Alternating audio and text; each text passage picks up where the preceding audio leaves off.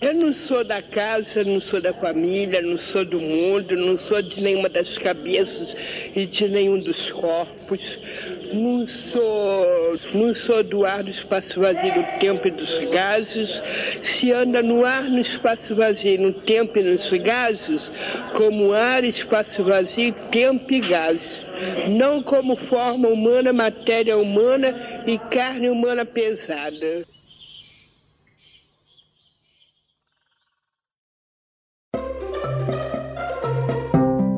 Olá, sejam bem-vindos ao Entre Mentes, nosso podcast de saúde mental contra o estigma. Eu sou o Luiz Fujita, já tive aqui, o prazer de conversar com alguém que é minha amiga, E aí isso vai acontecer de novo hoje.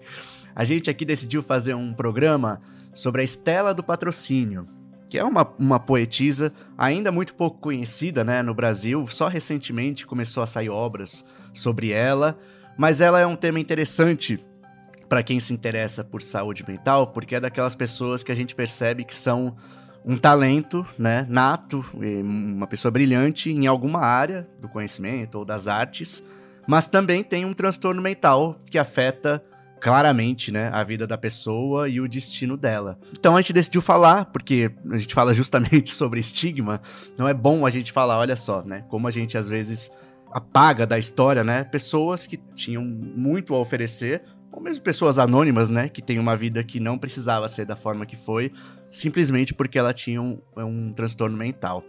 A gente vai conversar aqui hoje com a Paula Carvalho, que ela é jornalista, historiadora, editora de podcasts da revista 451. Ela lançou esse livro, inclusive um livro Direito à Vagabundagem, As Viagens de Isabelle Eberhardt, pela editora Fósforo, que é um livro que tem a ver com os estudos dela, de viajantes que se disfarçam para poder viajar. Fala bastante sobre identidade, é outro assunto que interessa bastante a nós aqui que curtimos a parte de saúde mental. E, acima de tudo isso, é minha amiga pessoal, Obrigado, Paula, por ter topado participar do Entre Mentes. Oi, Fujita, tudo bem? Tô bem feliz de estar aqui. Enfim, a gente se conhece aí há muitos anos. Posso só te fazer duas correções na sua introdução, assim, que eu acho que é importante? Claro. Acho que primeiro é importante dizer que a Stella, ela não se dizia poeta, Ela só ganhou essa alcunha, vamos dizer assim, depois que ela morreu, Ela não escrevia poemas, Ela até escrevia, mas, assim, nunca não se via dessa forma, até onde a gente sabe. E eu acho que é importante também a gente falar que ela não é que ela tinha um transtorno mental, ela foi, pela história de vida dela, pelo racismo da sociedade brasileira, ela foi levada a ter transtornos mentais, Isso também eu acho que a gente pode conversar mais pra frente, assim. Só pra já não começar falando, nossa, ela era louca e não sei o que a gente sabe o estigma que tem isso. Mas ela, como eu falo no podcast, da Stella do Patrocínio, ela não era louca, Ela foi enlouquecida, Como muitos dos relatos que a gente lê também de pessoas que ficaram em manicômios, foram internadas em manicômios. Isso aconteceu com elas também. Paula, a gente apresentou aqui você, como editora de podcasts da 451, e você mencionou aí, entre essas correções, que você fez justamente um episódio sobre a Stella, Convido todo mundo a ouvir, e aí a gente vai saber muito, muito sobre ela, Mas pra gente aqui ter pelo menos algum contexto, você pode explicar brevemente, um pouquinho da Stella, uma sinopse geral da vida dela, para depois a gente ir para outros assuntos? Claro, eu convido todos os ouvintes aí do Entre Mentes a ouvir esse podcast, que é do 451 MHz, que é o podcast da 451, que é uma revista dos livros, E chama Stella do Patrocínio e a Loucura no Brasil. Então, se você só buscar no Spotify ou na própria qualquer navegadora, você consegue achar. A Stella, ela foi uma mulher negra de uma classe mais pobre, que nasceu no Rio de Janeiro, e ela chegou a ser empregada doméstica, esse foi o último trabalho dela, mas ela estudou, ela tinha família, acho que isso é muito importante de dizer, não foi abandonada pela família. O que aconteceu é que quando ela estava andando na rua, ela provavelmente com um outro, acompanhada de um homem chamado Luiz, inclusive, E aí ela tinha 21 anos e foi levada pela polícia. Foi levada para uma clínica, primeiro um pronto-socorro, não lembro. E aí ela tomou umas injeções, já tomou eletrochoque. E aí ela foi levada para Engenho de Dentro, né, no Rio de Janeiro, que é um hospício onde a Nise da Silveira chegou a trabalhar depois, ou durante, mas enfim, elas não se conheceram. A Maura Lopes Cansado, que também escreveu Hospício é Deus, também ficou internada lá. E depois ela foi internada na colônia Juliano Moreira, onde ela viveu até a morte dela, que foi em 92. E ela ficou, então, internada por mais de 30 anos. E aí, o que aconteceu? No final ali na segunda metade dos anos 80, começou a ter reforma psiquiátrica no Brasil. E aí começaram a ser organizadas algumas oficinas de arte com alguns alunos do Parque Lage, de artes plásticas, né, entre outras atividades. E aí a Estela ia lá e ela não fazia nada com as mãos, assim, pelo que as pessoas diziam. Ela só ia lá e ficava conversando, ficava falando.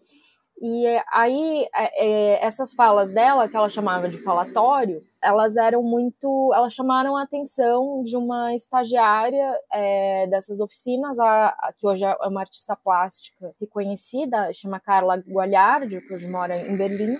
E aí ela começou a gravar essas conversas que ela tinha com a Estela. A Estela aceitou, né, que ela gravasse, e aí ela começou a gravar essas conversas, e ela tem falas muito... É tudo muito marcante, assim. Parece alguém que tem uma visão do mundo para além, assim. Claro que não tá muito nesse plano, mas ao mesmo tempo tá muito calcada nesse plano, mas com uma sabedoria muito grande, assim. Também. Você lembra de alguma, Paula, ou algumas que você recorde que dê esse exemplo, né, da dimensão, do que é esse tipo de coisa que chama tanta atenção? Tem tantas. O que eu acho muito impressionante é como essas falas também são denúncias, né, de alguma forma. Tem quando ela conta, né, quando ela é levada, porque tem 2 relatos dela, né, de como ela foi levada. Ela fala que a Ana veio com a sua autoridade autoritária e falava que eu era negra, preta, crioula, que foi o que a Ana me disse. A Ana é minha coleguinha, que chegou com a sua autoridade autoritária e fala que eu, Estela, negra, preta, crioula, alguma coisa racista, enfim. Também tem outra que é muito boa dela, que eu sou Estela do patrocínio, muito bem patrocinada. Eu gosto muito de como ela se apresenta. Sim, eu lembro de uma que tem no seu podcast, que ela... no zoológico, né, quando eles levam até um episódio que pega mal, cai mal, né, pros pacientes ali, né, mas ela olhando o elefante com uma admiração, né, pelo porte, o tamanho, né, a excelência, né, de um elefante. Aí ela fala, nossa, um animal alguma coisa assim também, né, não lembro exatamente, mas, nossa, um animal desse ninguém faz, né? Ele se faz sozinho, né? É o tipo de coisa que você ouve e já percebe realmente essa visão, a visão e a forma de expressar uma realidade de uma forma muito particular, né? Muito diferente. Exato. Então a gente teve a sorte de ter agora esses áudios em domínio público, então dá para baixar pela internet, faz parte do trabalho, né, da dissertação de mestrado da Sara Ramos, que defendeu ano passado na UNILA, chama Negra Garganta de Carne, dá para buscar na internet também, não sei se tem uma bio aqui, que depois a gente pode colocar esse link. Na própria voz dela, né, ouvia ela própria falando, né. E é o que aconteceu, né, depois que ela morre, parte dos falatórios dela vão fazer parte de uma exposição com obras dos internos, né, da colônia, que foram resultado dessas oficinas, e aí quando eles organizaram, falaram, a Estela tem que estar lá, né, e como é que a Estela vai estar? Então você tem o áudio dela, né, e também eles fizeram fitinhas impressas com algumas das frases, que marcaram muita gente também, quem visitou a exposição e tal, que isso foi no final dos anos 80. E aí, uma dessas fitinhas, uma das falas, eu não vou me lembrar de qual fala que era, chamou muita atenção de um vocalista, um cantor de uma banda de rock do Rio de Janeiro, que eu também não vou lembrar. E aí ele colocou isso numa das canções, e aí ele cantava nos shows. E aí a Viviane Mosé, que é uma filósofa, escritora, professora também, ouviu isso num dos shows, essa frase, ficou encantada e foi atrás disso, perguntou para ele o que era, e ele contou, apresentou a Viviane para Carla, enfim. E aí a Viviane Mosé utilizou esses áudios junto com outro livro que na verdade não é exatamente um livro, né, mas tipo, são as transcrições de conversas de uma outra estagiária, uma estagiária de psicologia, Mônica Ribeiro de Souza, que também fez um trabalho muito importante em relação à Estela, que foi ali no começo dos anos 90 também. Ela transcreveu algumas das falas, das conversas que elas tiveram, algumas das falas, e aí a Viviane Mosé juntou os áudios e esse livro, enfim, para fazer o livro O Reino dos Bichos e dos Animais é Meu Nome, com a Estela como autora, que saiu em 2003, 2004 pela Zog Editorial, e foi um fenômeno, assim, foi finalista do Jabuti. A Estela ficou bastante conhecida, né, dentro de um nicho, né, depois disso. Mas ela, como as novas pesquisadoras que estão trabalhando com ela dizem, eu concordo totalmente, a importância cultural e histórica dela no Brasil vai muito além do livro, vai muito além de chamá-la de poeta. Desde que eu me compreendo como gente, eu sou assim, que antes era um macaco, à vontade, depois passei a ser um cavalo, depois passei a ser um cachorro, depois passei a ser uma serpente, depois passei a ser um jacaré, que eu não sei fazer justiça, não sei como se faz justiça, e sou advogada de defesa e salva-vida. A Bruna Beber, que é uma poeta e escritora, tradutora e pesquisa a Estela também, ela lançou um livro esse ano também sobre a Estela, chama Uma Encarnação Encarnada em Mim, que é da dissertação de mestrado dela.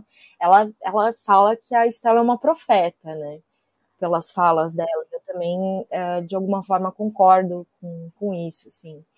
E outro trabalho muito importante, importante dizer, é uma pesquisa também de mestrado da Ana Carolina Zacarias, feita pela Unicamp, que ela fez na Unicamp, sobre a Estela, que ela fez toda uma biografia, uma nova, ela descobriu várias coisas inéditas em termos biográficos da vida da Estela, que antes a gente não sabia, né, que achavam que ela era analfabeta, que ela tinha sido abandonada pela família, e na verdade não é nada disso. Inclusive a mãe dela ficou internada com ela na colônia, Juliana Moreira. Então você vê como também era uma mulher negra, pobre, empregada doméstica, como você vê essa estrutura racista prendendo essas mulheres, né, essa população que tá mais vulnerável e tudo. E aí, quando ela morreu, aí tem umas histórias horrorosas, né? Quando a mãe dela morreu, porque as filhas e os netos iam visitá-la, né? Também visitavam a Estela. Quando ela morreu, não avisaram a família que ela tinha morrido. Simplesmente enterraram ela. A mãe quando dela. Eles foram fazer uma visita. A mãe dela. Simplesmente falaram, ela morreu. E não avisaram. Provavelmente ninguém sabe onde ela tá enterrada. A própria Estela foi enterrada como indigente. A Mônica Ribeiro, na época, tentou ir atrás da família dela, não achou, porque a Estela já estava de alta há muito tempo, ela já não estava na média há muito tempo. Sim. Mas aí não conseguiu achar, e aí quem achou mais recentemente foi a Ana Carolina, assim, achou alguns dos sobrinhos, mas eles não querem se identificar, então também respeitam essa vontade deles. Sim. Essa é até um pouco uma dica da resposta que você deve dar para essa próxima pergunta, Paula, que é saindo um pouco da história da Estela, né, da pessoa dela, e indo para outra parte do título, né, do episódio do podcast que você fez, né, E a Loucura no Brasil. Queria que você falasse um pouco dessa ligação, né? O que fazer esse episódio e se aprofundar na história da Estela te trouxe de reflexões sobre a loucura no Brasil? Eu acho que quem se interessa pelo tema, acho que nunca é do nada, assim. No próprio episódio eu falo, mas tem um histórico na minha família, né, de doença mental. Enfim, minha tia morreu ano passado. Eu acho que eu fiz esse episódio para minha tia, assim, de alguma forma. Ela tinha esquizofrenia, então era muito difícil, mas ela também só foi diagnosticada muito depois. Então, foi um episódio também muito pessoal para mim, assim. E aí, quando eu fui em outubro, setembro do ano passado, que eu fui... 2021, né? Em 2021. Fui me aprofundando mais na história da Estela, porque a gente ia fazer uma capa da revista 451 sobre ela, e depois a gente fez um episódio de entrevista também no podcast, no 451 MHz, e aí, né, tinham esses áudios, aí eu falei, gente, a gente tem que fazer, isso aqui tem que ser ouvido por mais gente, né, a Estela a voz dela tem que ressoar por aí, sabe? E aí eu pensei, isso para um podcast, esse material para um podcast é riquíssimo, assim, e dá para falar muita coisa a partir da Estela, né? Não só sobre a Estela, mas tudo que está envolvido ali, né? Então, que foi essa parte da loucura do Brasil, porque a gente não está falando só da Estela, né, nesse episódio. A gente está falando sobre essas várias pessoas, milhares de pessoas que estão internadas em manicômios, muitas que não são doentes mentais, né? Uma questão também social, assim. Então, assim, são os desajustados, e aí vem o estigma, né? São esses desajustados que aí o Estado escolhe colocar confinados nesses manicômios, né? Então, eu li bastante sobre a história da loucura, no Michel Foucault. Uma coisa que eu achei muito interessante, assim, dentro dessa história da criação dos manicômios, o modelo do manicômio europeu, né, ele vem da colônia de leprosos que tinha na Idade Média. E eu cheguei a visitar ainda uma colônia de leprosos aqui no Brasil, ainda tem umas 3, eu acho. E eu fui em Parnaíba, no Piauí, fui visitar com um amigo do mestrado, que é historiador, o Pedro, e que tinha tinha uma amiga dele que estava fazendo um trabalho dentro do leprosário, também um trabalho de historiografia, né, e aí eu visitei o local, ainda tem gente morando lá, e depois eu fui visitar a colônia Juliano Moreira, que hoje é um bairro de Jacarepaguá, no Rio de Janeiro, e lá tem o Museu Bispo do Rosário, que oferece muitas oficinas, cursos, enfim, tem muitos serviços para aquela população que eram ex-internos, que são chamados de usuários, porque eles usam esse sistema. A configuração espacial dos dois locais são muito parecidos. Muito parecido. Tanto que os dois chamam colônia, né? Porque a ideia é essas pessoas ficarem isoladas do resto da sociedade. Sim, sim. Então, isso diz muito sobre como a nossa sociedade trata a loucura, né? Vê a loucura. E o que é muito legal no Colônia Juliano Moreira é que ali as pessoas que vivem, a maioria são pessoas que moraram na própria colônia por muito tempo. Então, elas trabalham lá, e aí você consegue ver como a ideia de loucura é muito estigmatizada pela nossa sociedade. Assim. A gente pode tratar e se relacionar com isso de outras formas muito mais saudáveis, vamos dizer assim. É a história que eu tô contando, anedota. Você tá me comendo tanto pelos olhos que eu tô já sem ter de onde tirar força para te alimentar.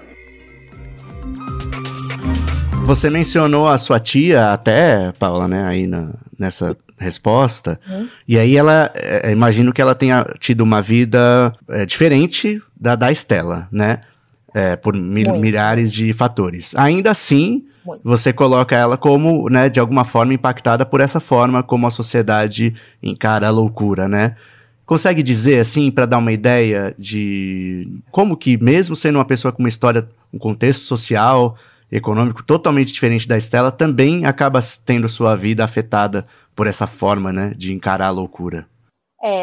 Eu acho meio difícil comparar uma vida com a outra, porque a minha tia é, enfim, uma mulher branca, foi uma mulher branca, rica, foi muito mimada também, não tinha noção da realidade, mas quando os meus avós, acho que perceberam, isso, enfim, isso é tudo palpite meu, assim, porque minha mãe fala algumas coisas, mas ela não lembra direito também. Acho que quando eles começaram a perceber esse tipo de manifestação na minha tia, na época, né, a gente tem que lembrar, tinha muito mais estigma do que tem hoje, né, isso vai ser tipo anos 60, 70, né, então no meio da ditadura no Brasil, né, acho que isolaram muito ela do mundo, o meu avô principalmente, fez isso até ele morrer, inclusive, e aí acho que isso também ajudou ela a perder um pouco a noção do que é a realidade, mas ao mesmo tempo essas manifestações foram tratadas também pelos meus avós, não julgo nem nada do gênero, mas como manifestações divinas, assim, sabe, ligadas à religião, porque depois, bem mais pra frente, meu avô vai se tornar pastor evangélico, a minha tia se tornou pastora, então é assim, ela conseguia ter uma certa funcionalidade, ela também tinha aposentadoria do meu avô, então assim, em termos financeiros ela também conseguia se manter, assim, então assim, uma situação, e nunca foi internada. Ela foi diagnosticada só muito depois, assim, acho que a minha irmã arranjou um psiquiatra, porque a minha irmã é psiquiatra, né? Minha irmã arranjou um psiquiatra para vê-la, e depois ele veio com esse diagnóstico. Eu lembro que a minha irmã, na época, ficou muito brava. A minha irmã não aceitou esse diagnóstico, que era esquizofrenia, que deixava ela conseguia ser funcional. E aí, uns tempo depois que a minha tia morreu, ela veio e falou: pô, na época eu não quis ver, né? Eu não quis aceitar isso, mas era. Aí ela falava, tipo, ela vinha com umas histórias assim, né? Que ela mistura coisas políticas, não sei o quê, né? Que a gente tentava levar na brincadeira, a gente ria, né? Tipo, porque ela sempre tem uma paranoia, né? Que a Dilma tá fazendo uma mandala pra acabar com ela, e aí estão fazendo macumba, sempre tinha essa coisa ligada também às religiões de matriz africana também, que ela demonizava, assim, e aí tinha uma que eu brinco que é um clássico na família, que o Plínio Salgado, o do Anaueda, enfim, do fascismo brasileiro, o Plínio Salgado é o rei do latrocínio químico. E ele tem uma empresa de caminhões junto com o Alckmin, com o Geraldo Alckmin, que ficava andando com caminhões com uma substância que aí se acidentava, e aí essa substância química caía na água e aí fazia criar as pessoas transexuais, travestis. Nossa. Ela falou uma vez, eu nunca mais esqueci, porque é uma história extremamente mirabolante. Sim. Depois eu fui ver que o Evo Morales, o ex-presidente da Bolívia, falava uma coisa parecida sobre... Trazendo um pouco até, Paula, como você teve essa convivência, né? E ainda assim, sendo alguém que, digamos, não é alguém dos anos 60, ou alguém que não tem algum conhecimento, né, sobre o problema do estigma com a saúde mental, como você se sentia, assim? Você se sentia preparada de alguma forma para conversar com ela, ouvir essas coisas que ela tinha e saber como agir, ou o que fazer, né, numa relação como essa? Não, era muito pesado, na verdade, era muito pesado. Eu só gostava de ver ela com a minha irmã, porque a minha irmã, acho que pela experiência de formação dela, ela conseguia conversar com muito mais naturalidade do que eu, assim. Eu depois me acostumei, mas no começo eu ficava muito travada, assim, não sabia muito bem como me comportar, porque a minha tia também podia ser bem agressiva, muito ríspida, assim, a gente tentando ajudar, e nada tava bom pra ela. Era pesado, assim. Era pesado. Não que para minha irmã fosse mais leve, mas a minha irmã tem uma experiência e um arsenal de vida ali que eu não tenho. Sim. Então... Levando isso em conta, Paula, eu sempre gosto, né, de trazer esse contraponto para não parecer também que a gente é um podcast de fantasia, né? De achar que tá tudo aí, é muito fácil, na verdade, né? Continua, embora a gente lute contra o estigma, a gente também sabe que, né, o trato no cotidiano não é, principalmente para as famílias ou quem convive, né? Você chegou a esboçar, né, tendo essa visão em retrospecto de como poderia ser, assim, uma forma de lidar, contemplando isso, né, uma coisa que não seja um abandono em uma instituição e também, né, conviver com a pessoa de alguma forma? Pessoalmente, você chegou em alguma ideia? O que eu posso falar é que a gente tentou fazer dentro da família, assim. A minha família vem de uma condição social melhor, né? A gente, depois desse diagnóstico, desse psiquiatra, a gente tentou convencê-la a ir em algumas consultas. Acho que ela chegou em 1 ou 2, ele receitou remédio, ela não tomava, ela nem tomava os remédios direito dela de transplante, porque ela tinha fígado e pâncreas transplantado. E como a gente convivia pouco, minha mãe depois quis trazer ela mais para perto, né, porque ela também não tinha condição de ficar sozinha, por uma série de razões, assim. Mas minha mãe gostaria que ela se mudasse aqui para perto dela, né, e a minha tia não queria, porque não queria, porque teria o mesmo conforto, enfim. E aí, então, minha mãe também não insistiu. Essa última vez que ela foi internada, aí a minha mãe falava que, depois que ela sair, sim, a gente vou cuidar dela e não sei o quê. Mas também acho que não, ia ser muito difícil ela abrir mão, sei lá, da vida dela lá, enfim, da minha tia. E aí, assim, a gente acabou meio deixando levar, assim, acontecer. E aí, o que acontecia é que a gente só ouvia falar dela quando ela estava internada. No final, você acha que foi difícil chegar a um modelo, assim, que você ficasse satisfeita?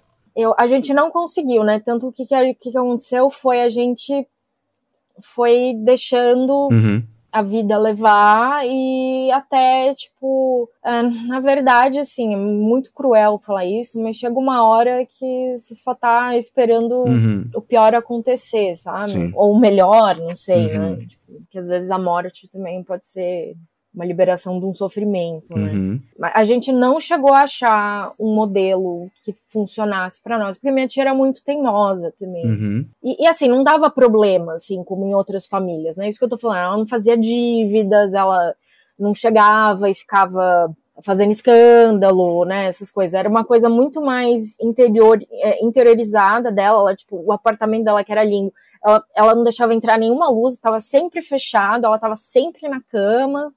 Então ela ficava meio lá falando sozinha, enfim, ela ficava muito sozinha.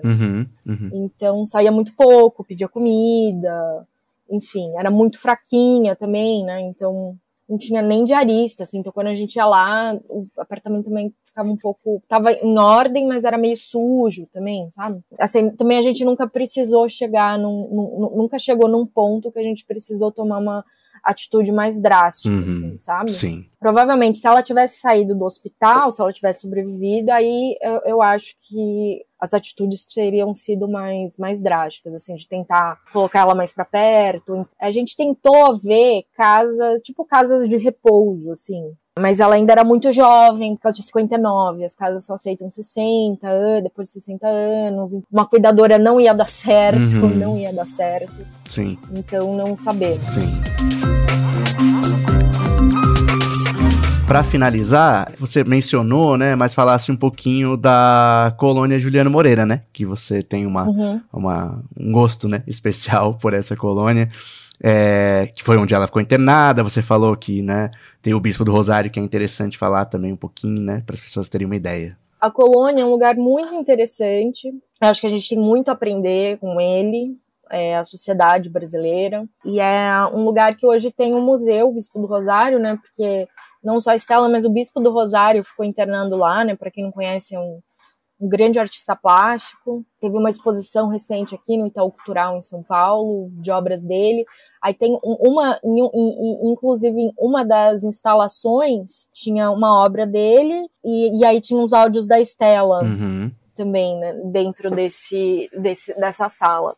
É um lugar que você pode, atualmente, quando eu fui, eu acho que ainda tem que, e é por causa da pandemia, você tem que marcar a visita online, né, ou por e-mail, ou no site, e eu recomendo muito, assim.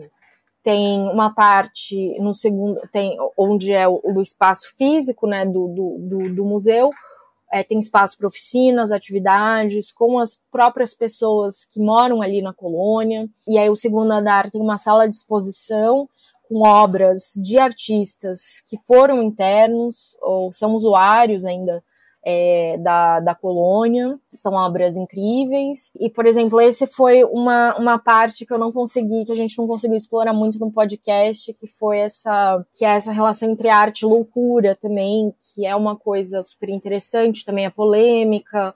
Tem várias, porque quem é que disse que era arte, né? O Bispo do Rosário é um excelente exemplo disso, né?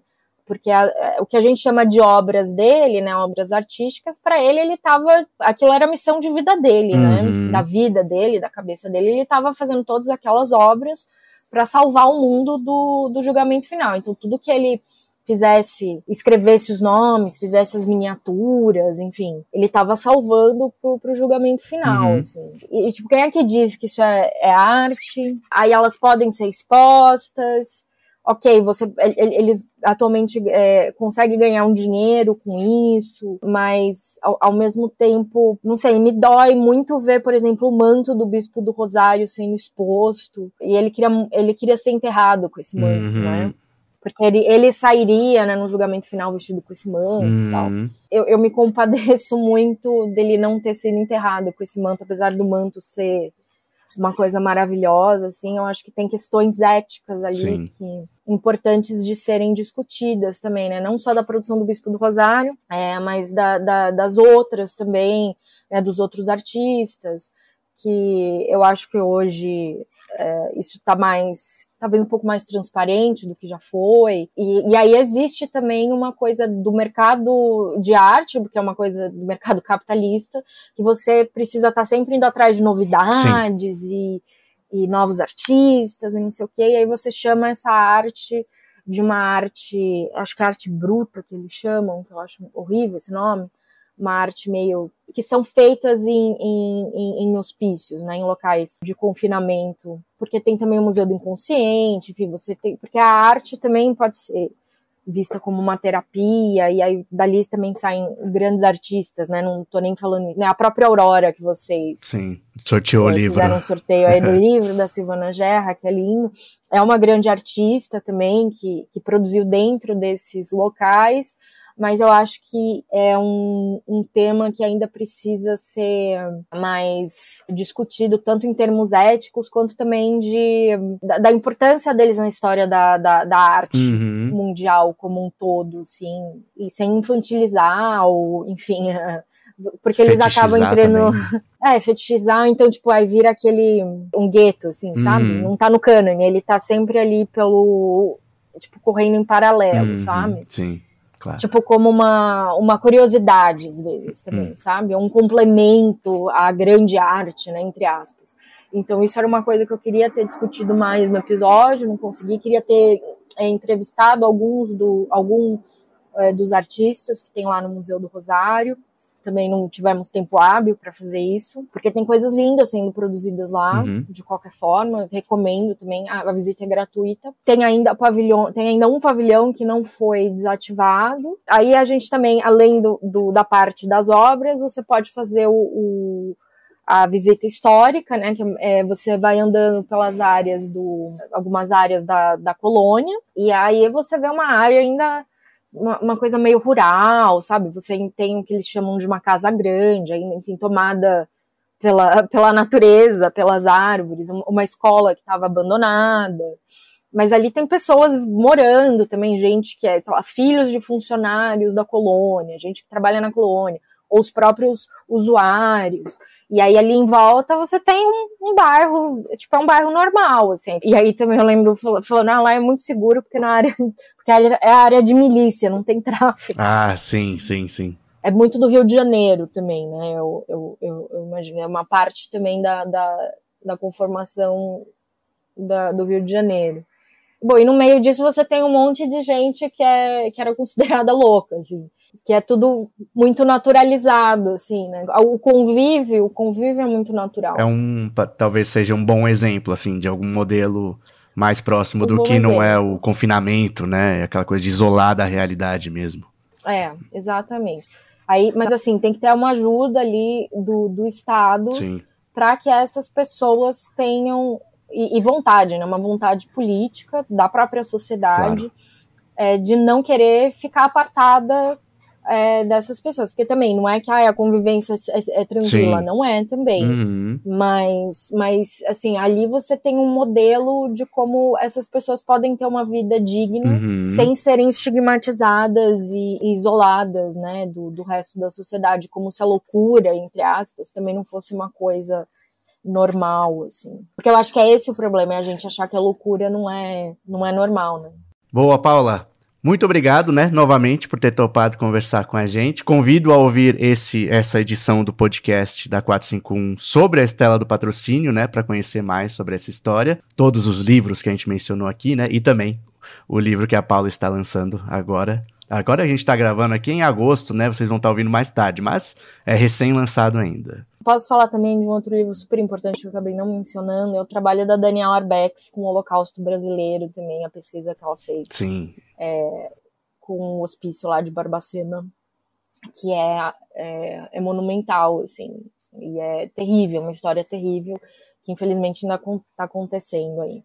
Esse para quem se interessa por saúde mental no Brasil, né, a história da reforma psiquiátrica, como eram os tratamentos, é fundamental, né, o trabalho de resgate que ela fez de testemunhos e sobreviventes, né, daquela época, precisa ser conhecido pelo maior número de pessoas possível. Obrigadão, Paula, a gente já fala aqui, né, você, como tem interesse também por essa área de saúde mental, conforme você fizer outras obras sobre o tema, a gente chama você de novo. Obrigadão. Obrigada, Fujita, pelo convite.